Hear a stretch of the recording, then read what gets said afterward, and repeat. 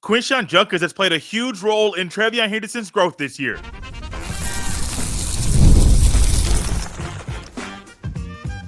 You are Locked On Buckeyes, your daily podcast on the Ohio State Buckeyes. Part of the Locked On Podcast Network, your team every day. Welcome in, Buckeye fans, to your Hump Day edition of Locked On Buckeyes, your daily Ohio State podcast, part of the Locked On Podcast Network, your team every day. I'm your host, Jay Stevens, also the host of the Jay Stevens Podcast, and today's episode is brought to you by Game Time. Download the Game Time app, create an account, and use code LOCKEDONCollege for $20 off your first purchase. During today's show, we'll dive into our weekly stock watch and discuss if Ohio State should continue to use the jack position.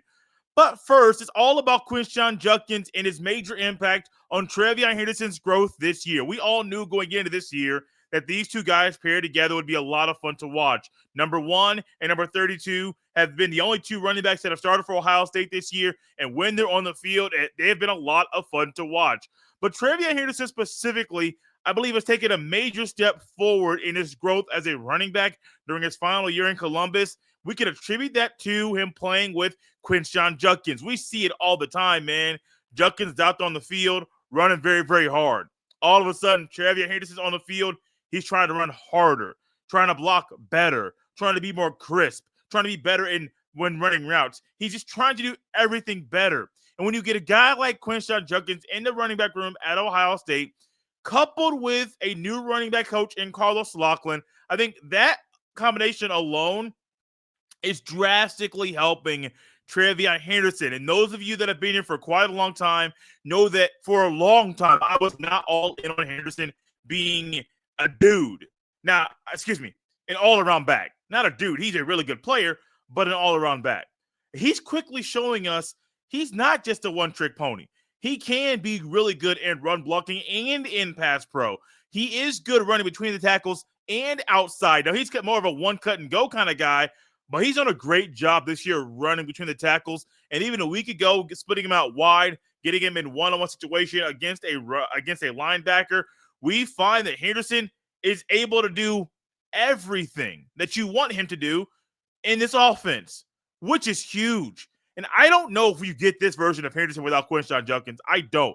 We have seen Henderson pair with Mayan Williams throughout the bulk of his career, and we saw Henderson was always RB1. There were times that Mayan Williams played better, and I was even on this show saying Mayan Williams should start. There are some people on the show or that listen that kind of gave pushback to that, and I'm kind of still I wasn't wavering on what I said. I still believe what I said back then. I would say the same thing again if it was the same situation. I still think back then there was a time that Henderson shouldn't start.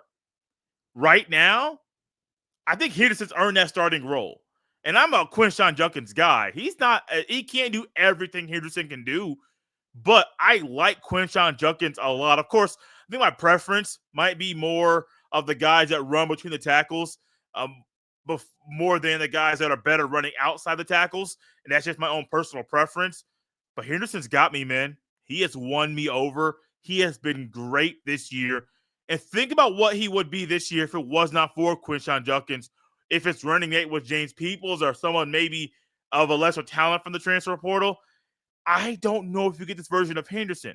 Because now Henderson is playing with a guy that was the SEC Freshman of the Year a couple years ago, a multi-time 1,000-yard rusher in a back-to-back seasons. So you're having a guy that's coming in, and he's a highly sought-after player. And Ryan Day went to you when Quinshon Judkins gave interest to coming to Ohio State and wanted to hear your input in regards to Judkins coming in. You're like, hey, whatever makes us better. Now, if you say whatever makes us better and your play is not consistently getting better, we got questions. We might have some of the same questions we've had over the past few years. We don't have those questions right now. We are seeing TreVeyon Henderson playing the best ball he has ever played at Ohio State. Being able to run between the tackles, being able to utilize that speed. Once he puts that foot in the ground, it's very hard for anybody to stop him. He has been great.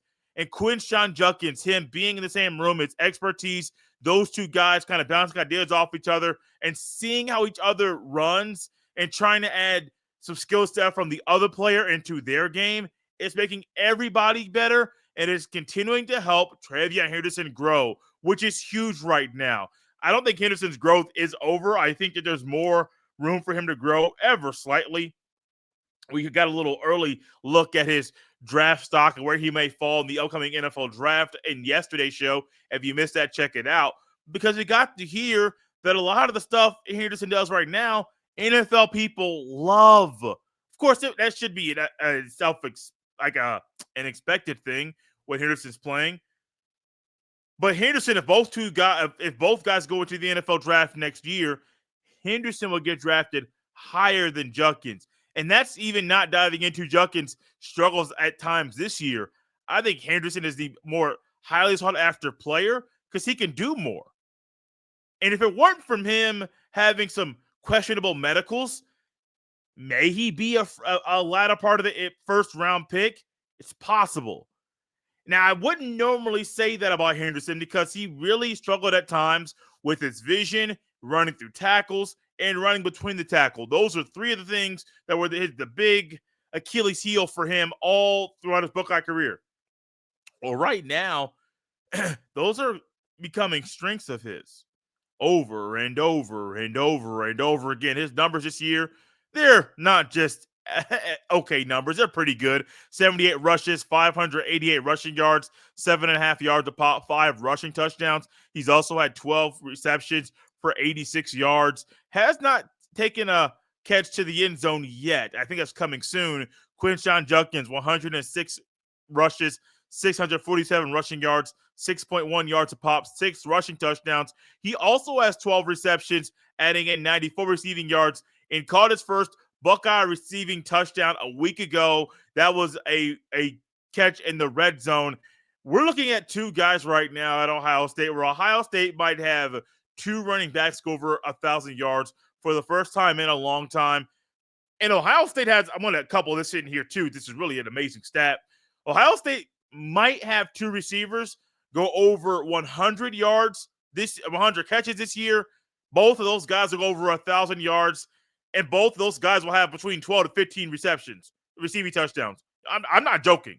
Emeka Egbuka and Jeremiah Smith, that pairing has been just as lethal as the pairing of Quinshon Judkins and TreVeyon Henderson. Emeka Egbuka, 47 catches, 587, and 8 touchdowns. Jeremiah Smith, 45 catches, 765, and 9 touchdowns. So I may be a little bit lower on the projected receiving touchdowns mark, but what we're basically saying is the duo that Ohio State has in the backfield is lethal. What's also lethal with this offense is a duo Ohio State has at receiver. Ohio State legitimately has 2 starting running backs and 2 number 1 receivers on their team on the field, sometimes, hopefully going forward, occasionally at the same time. That's insane, man. If I'm Northwestern, if I'm Indiana, and whoever I am, if I'm trying to think about what I can do to slow down Ohio State, I got to factor in, well, if I slow down Jeremiah Smith, Emeka Egbuka might get loose. If I slow down Emeka Egbuka, number 4 might go crazy. If I slow down number 1, TreVeyon Henderson might pop a few. If I slow down TreVeyon Henderson, Quinshon Judkins might run over the entire team. This is what we're looking at with Ohio State's offense. Yes, Judkins has benefited Henderson, but man, Jeremiah Smith, the newcomer in the receiving room, he's drastically impacted and helped Emeka Egbuka's growth as well. What also would help Ohio State grow is if they use one thing consistently in a way that they didn't use it previously the last time they used it. We're talking about the jack position, and we're going to talk about if they should continue to use this position next. This episode is brought to you by Game Time. Game Time has a new feature called Game Time Picks that makes getting tickets to see your favorite teams play live even easier. Game Time Picks filters out the fluff to show you only incredible deals on great seats so you don't have to waste time searching through thousands of tickets. We all want to find a way to buy tickets to our favorite sporting events, live events, concerts, theater, whatever it is. If you're going to go to a place that helps us have all-in pricing, allows us to get a panoramic view from our seat, allow us to have the lowest price guarantee, and they also want to have coverage on that ticket, that place, it's Game Time. It's all to help you take the guesswork out of buying tickets, and it's with Game Time Picks. Download the Game Time app, create an account and use code LOCKEDONCollege for $20 off your first purchase. Terms apply. Again, create an account and redeem code LOCKEDONCOLLEGE for $20 off. Download Game Time today. What time is it? Game time. This episode is brought to you by Billiards Plus. Billiards Plus has the best selection of pool tables, game tables, shuffleboard tables, and more. And the best service in Central Ohio. Now is the time to reserve a table so you can unwrap years of family fun on Christmas morning. Everything you need for in-home and even backyard entertainment is at Billiards Plus. Billiards Plus carries pool tables from Brunswick, Alhassan, Canada, billiards, and more. And the grills, whether you like charcoal or gas or wood-fired, Billiards Plus has a perfect setup for all grillers. No matter the season, Billiards Plus has you covered for all your indoor and outdoor entertainment needs. Kenny, Sarah, and the whole staff will always go above and beyond to give you the best customer service in the industry. Billiards Plus. Visit their showroom on Dublin Center Drive in Dublin. Thank you for making Locked On Buckeyes your first listen every day. We have been waiting for 3 years now for Jim Knowles to unveil the jack position. It was something that we talked about a lot on this show when Jim Knowles was hired, about how he might bring different wrinkles to Ohio State's defense. You could have a traditional 4-3, a 4-2, whatever you want to call it. But all of a sudden, one of your defensive ends becomes a hybrid. So you can go 3-3 stack. You can go 3-2 and keep your 5 DBs. Whatever you want. You want to have a hybrid defensive end who's also a hybrid, possibly linebacker at times. We saw with Mitchell Melton that we could go against Purdue. I believe they only ran it about 4 times. And it reminded me a little bit in the way they used it as something from the CFL where a receiver gets a running head start to the line of scrimmage, and then he hits the line of scrimmage right at the snap of the ball. He is not offsides, and he goes. And Mitchell Melton timed that snap correctly, but also I don't know if that's the right technique for that position, but I will keep using it 100% and twice on Sunday. I firmly believe that Ohio State should continue to use the jack position as much as they can. Now, the one tweak I would make, which was a big tweak, not just a small tweak, it was a big tweak, and I was not totally pleased with the way they used it a week ago. Even if you use it with your backups, you got to make sure the guys on the D line are a little bit heftier, because if you have a 3 linemen on the field, and you're running a 3-3 or a 4-3, but one of your defensive ends is not is not on the line. Need a little bit more beef to be able to stop the run.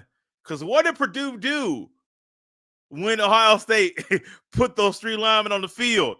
Ran the ball. There was a gap, and I said it during the game. There was a gap, big old hole right there in the line, and Purdue said, if you're going to give us this door, we're going to go right through it. They did it a few times. I don't blame them, but it's what you're supposed to do. I don't like the running head start. I've never liked that at all. It looks very much like you're playing backyard football or in the sandlot with your boys as a kid. I don't like that running head start, but also beefier, heavier guys. Now, I think if Ohio State runs this weekend, you might get the JT Tuimoloau, Tyleik Williams, and Jack Sawyer look, because Tyleik Williams is expected to play this week. He could have played a week ago in an emergency role. It wasn't supposed to be needed, but kind of getting that midseason rest to help before the long haul of the season. He was also injured the week before, so it's not like he was just resting, just he was a healthy scratch. No, he was hurt the week before. It was just an emergency thing. We'll put beefier guys up there. Also, if Mitchell Melton's the guy, if he's the guy, I don't know if splitting him out wide is always going to be the thing that happens. Now, this is the first time we have seen this under under Jim Knowles in Columbus. So maybe that's what they have practiced. But some of the best plays I have seen from Jim Knowles when he ran that jack position was you literally line up the jack to the inside shade of your defensive end. So wherever your defensive end is, if he's head up or if he's shading, that gap right there That's where that jack is.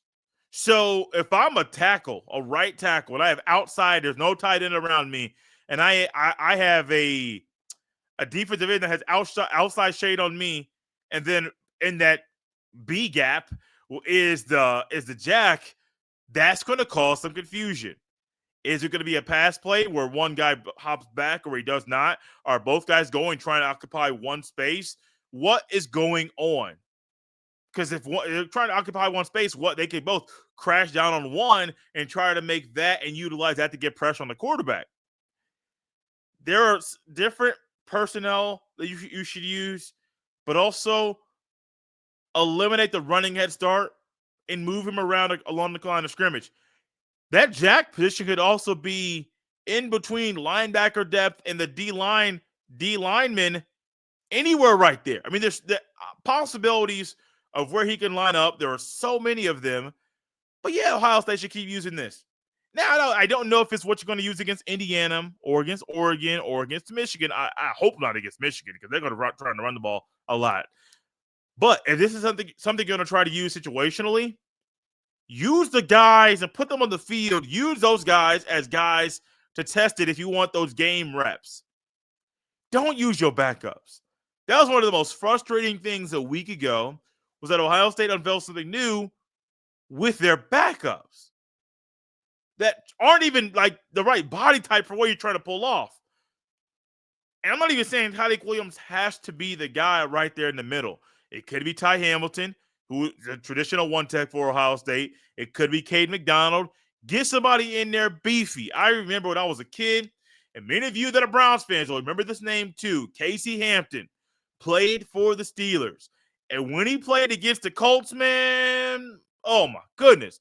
This man made me so upset because this big boy used to slant, used to be at an angle right there. And if I'm a center and I'm supposed to have the nose and he's slanting in, that's going to cause so many fits and so many issues. But also, you couldn't move him. You couldn't move him at all. Larry Allen, former offensive lineman for the Cowboys. What was it? You couldn't move him. He was unreal. He was also stupid strong. Like, if you want to see a guy that's extremely, extremely strong, back when they did not the new school skills competition that they do during the Pro Bowl, but the old school stuff that they did during the Pro Bowl weekend out there in Honolulu, which I wish they could go back there. Just put it back in Honolulu, man. Put it back in Honolulu. And if you even do Joe Burrow's proposal of having one bye week in the middle of the season for everybody and playing the Pro Bowl during that week, that would make it so much better. Yes, you're literally stealing something from the NBA and making it better, and y'all might even be competitive. Also, them cats that normally go to the Super Bowl that are Pro Bowlers that don't play, they can play. I mean, there's so many ways. Also, get rid of this flag football stuff. We'll just play regular football. I mean, if you want me to watch a football game, a football all-star game, let's play regular football. I don't know why we got on this thing here from the jack position to talk about the Pro Bowl. I don't know. I have no idea. I do know this. This jack position is a good thing to implement. I'm really happy that they're implementing it, but also I expect a different personnel group if they decide to use this in big games. Make sure it's a situational thing. If you want to start tinkering with the defense, do it situationally. Denzel Burke, Igbenogson, Hancock, Matthews Jr. I know I say those four names because those are four guys that might be moved around a little bit. Move them situationally. Don't do it just to do it, because doing it just to do it could backfire. It could ultimately mean Ohio State doesn't have a shot to win the national championship this year. Keep that in mind as we move closer to the end of the season, to the possible Big Ten championship game, and Ohio State playing in the playoff for a shot to win the Natty. For Ohio State to win the Natty, some of these guys on our stock up and stock down portion of the show have to either keep playing well or improve their play. I'll dive into all of that next. This episode is brought to you by FanDuel. Get ready to tackle the NFL action with FanDuel. It's America's #1 sportsbook because right now new customers can bet $5 and get $150 in bonus bets if you win. The FanDuel Sportsbook app gives you everything you need to place live bets on the NFL, and it's all in one place. So when you get a hunch in the middle of the game, you can check out the latest stats, view live play-by-play, and so much more on the same page where you place your bet. Just visit FanDuel.com to join today, and you'll get started with $150 in bonus bets if you win your first $5 bet. All the action goes down in two places, on the FanDuel Sportsbook app and at FanDuel.com. Never waste a hunch and make every moment more with FanDuel, an official sportsbook partner of the NFL. Thank you for making Locked On Buckeyes your first listen every day. We always go with the positive and end with some possible negative things. So we're going to have a positive twist on everything. Stock up, stock down is back. We're going to first to special teams, because there's a guy that's a special player that makes special plays. He's number 92. His name is Caden Curry. We have said it once. We'll say it again. Caden Curry is a playmaker. And I know he's on defense. He plays defensive end. And a lot of times you don't say defensive ends are playmakers, but you can say that about Caden Curry. His motor never stops. And anytime he's on the field, good things happen, and he makes plays. And he did it this past weekend against Purdue. People have been pushing and saying, man, what's wrong with the special teams? Why don't Ohio State try and block a punt every now and then? Well, they made a tweak. They blocked a punt, and Caden Curry was the guy. Caden Curry is a playmaker. I'm glad he's out there on special teams, and I can't wait to see him get out there on the field more. If there's one guy out here that needs to play more, it's Caden Curry, and he proved it on Saturday against Purdue when he blocked that punt. Stock up on Curry. Also stock up on the Buckeyes offensive line, because they are semifinalists for the Joe Moore Award. In one of the most oddest seasons Ohio State's offensive line has had in quite some time, definitely during Ryan Day's tenure as head coach of the Buckeyes. The Buckeyes O-line has lost a left tackle. You've lost another left tackle. Your left guard is now your left tackle. Last year's center that didn't start a game until the Penn State game, he's now your left guard. You had a guy who was starting at left guard who is no longer starting this year, started a couple games at left guard. That guy who is no longer starting at left guard was also rotating at right guard with your now starting right guard. I know it sounds a little bit weird. That's the same way Ohio State's offensive line has been. If for them to be semifinalists for the Joe Moore Award, maybe more people are paying attention to what they have done recently. But keep this in mind. I put this in a short clip after last week's first playoff ranking. The committee put Ohio State very, very high, and it came on the heels of Ohio State's win against Penn State. Ohio State just played Penn State, and I wonder if those voters for this semifinalist list for the Joe Moore Award, which goes to the best offensive line of the country, I wonder if they're basing a lot of that off of that Penn State game. Because if that's the case, it makes sense. But also, what if they're paying more attention because they just overlooked Ohio State recently when they should not have done that? Both things can be true. Also, stock up on Cody Simon. I had somebody else on here, but I'm not going to do him. Talk about him a lot earlier in the show. Cody Simon, the block, oh my goodness, he's having a career year. Not even looking at the numbers because those don't really matter to me right now. This young man is playing possessed, as one man said. He's locked in. He's tuned in. He's dialed into whatever the offense is doing. He's making sure that his instincts are getting better. He's going his sideline speed has gotten better. He's scraping his angles. Everything he's doing has gotten better, man. What was it, 2021 when Ohio State's defense was atrocious and Steel Chambers and Tommy Eichenberg were your starting linebackers? Cody Simon got better. 2022, 2023. Cody Simon was getting better. And now when he is your Mike, what are we seeing? We're seeing him get a whole lot better right in front of our eyes. Cody Simon is a dog, and this year he's having is impacting Ohio State recruiting. Jeremy Birmingham on the podcast talked about how one Florida linebacker, he's in high school, I believe in the class of 2026, talked about Cody Simon while talking about the impact Simon's had on his recruiting, and was a positive impact. Not because of the one-on-one conversation, but because of Cody Simon's play. So also great for James Laurinaitis, who is starting to grind a little bit more and harder on that recruiting trail. You can say, look, man, my first year as a full-time linebacker coach, Cody Simon had a career year, y'all. Sonny Styles changed positions. Had a good year, y'all. Arvell Reese doing a lot of good things right. A lot of this is going to help recruiting. It's also going to help Cody Simon get drafted a whole lot higher. I like what we've seen from Cody Simon. Stock down on CJ Hicks. So I don't normally watch the notebook that the podcast does after games. It's on the YouTube channel. It's a YouTube exclusive. I just happened to watch it after the Penn State game for about 5 minutes just to see what Austin Ward does during that show. It's not bad. Walking around, talking. Ran into Ryan Day, got him for a couple questions. Hour outside of the press conference. So it's not really bad. But there was a clip circulating around Twitter of Austin Ward walking around, ran into CJ Hicks. I think Adam King was there of one of the local news stations. And CJ Hicks said, tell him to put me on the effing edge.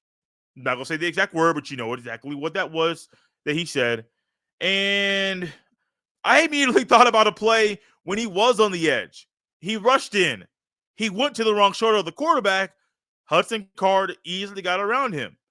And so I think CJ Hicks has good plays at times. Also, angles are sometimes poor. His instincts aren't there. He's still figuring out the game. And when you don't play that much, even in year 3, you're still learning and figuring out the game. So for CJ Hicks, I understand his frustration about wanting to play the edge. I think it's a better spot than to put him at Mike or Will line. If you just make him an edge rusher, I think it's a better fit for him. But also, man, you can't say that after having some issues. There are multiple plays where he does good things on plays, but also there are some things where, like, if you just do this a little bit better, make that line a little bit tighter, allow your instincts, don't second guess yourself, allow your instincts to fuel you, the plays will be a whole lot better. I get the frustration, man. Trust me. A lot of people say you should be on the edge. I get that. But also, not after that performance. That's not the one. Stock down on the Jack experiment during the Purdue game. Kind of touched on this earlier. Going to say it once again. Implementing something new with the guys that aren't going to be doing that consistently is not smart. Doesn't make sense. No. Doesn't make sense at all. But what does make sense, keeping the Jack and allowing the right guys to be on the field when you utilize that part of the game. Also, stock down on Fox not flexing their biggest Big Ten game of the weekend. Now, you may say, Jay, why don't you go down the road of everybody harping on Fox, the big noon, and the big noon is killing Ohio State recruiting and killing Ohio State this? Because I don't want to be like everybody else. Fox has flexed the biggest game of the weekend to a later time slot numerous times. I believe a week ago even, they were in Lubbock, Texas for Colorado and Texas Tech, and that was where the big noon pregame show was.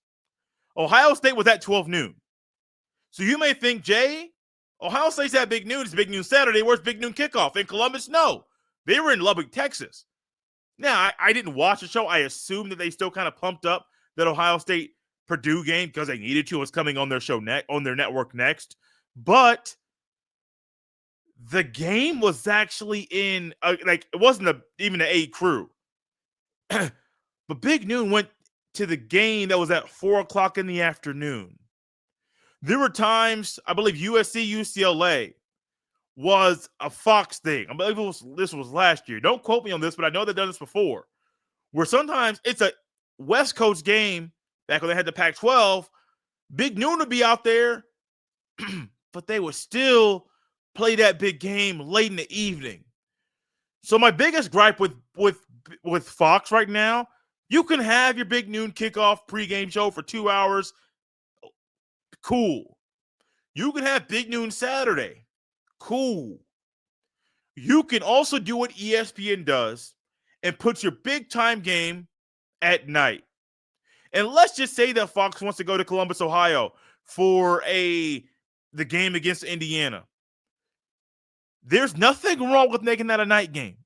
Now, I know before there was some thoughts during baseball playoffs that maybe Fox couldn't do that because of running into the World Series and you don't want to mess that up. I get that. Baseball's over. The election's over. You can put that at night, baby. It's a very easy thing to do. You have that power.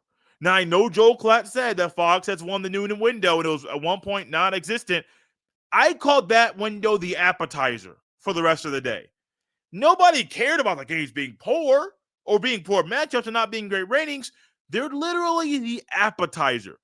It helped you get ready for that SEC game on CBS. It helped you get ready for that primetime game on ABC. It helped you get ready for whenever your team played if they didn't play at 12 noon. That's what that 12 noon window was for. Now, Fox winning that window, they're winning the window. But also, Fox, if you're getting a certain number for Ohio State games at noon, think about what that number would be for an Ohio State game at primetime if it's a top 5 matchup. Let that sink in for you. I'm not here to knock the big noon kickoff or the big noon Saturday. You're killing that. Great. It's a good marketing move. I am here to say that Fox can help themselves out and be better in the eyes of the fans that are watching this game and the advertisers that want to make more money by putting specifically your biggest brand, Ohio State, at night. Not having them play. Now, Fox owns part of Big Ten Network. 6 straight games at 12 noon. Next week's game is not on Fox. It's on Big Ten Network, who's part owner of the Big Ten Network with the Big Ten, which is why I'm throwing that in there. Y'all can flex some of these games and put them at night. I got to get up out of here. We're up out of time. Oh, before we go anywhere, we're going to start, like I mentioned a couple days ago, we're going to start filtering in some basketball-centered shows to kind of talk about what's going on with that. You're going to get one of those shows today. May do a Monday, Wednesday, Friday. Primarily, it'll just be some reaction shows. But if we get a Monday, Wednesday, Friday basketball-centered show, I think it's a better way to tackle both football and basketball at the same time and to better serve you, the viewer. Thank you for tapping in and making Locked On Buckeyes your first listen of the day. For your second listen, check out the Locked On Big Ten podcast. Craig Sheeman puts the Big Ten first when everyone else overlooks it. Find Locked On Big Ten on YouTube or wherever you listen to podcasts. You can follow me on Twitter at jstevens07. Send every email to jstevens317@gmail.com. This has been Locked On Buckeyes on a hump day. We'll see you next time.